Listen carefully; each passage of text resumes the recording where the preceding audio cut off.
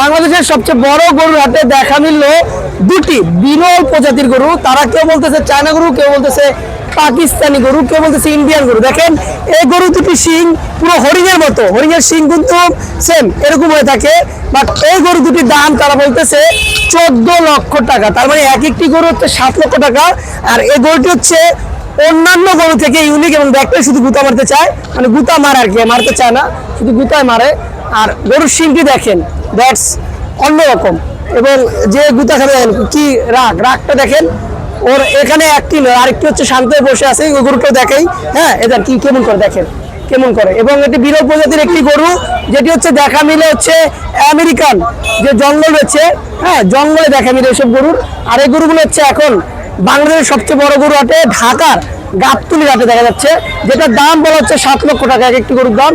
এবং এটা পুরোটা হচ্ছে মানে তেল মাখছে শিঙের ভিতরে, দেখা যায় বাবা মাশাআল্লাহ মাশাআল্লাহ, গরুটা দেখতে অনেক সুন্দর। আর পরবর্তীতে আরেকটা আছে, মানে দুটি গরু আছে এই গাবতলী হাটে। এবং এই যে বলদ গরুটি রয়েছে, বলদ গরুটি অনেক শান্ত এবং তেল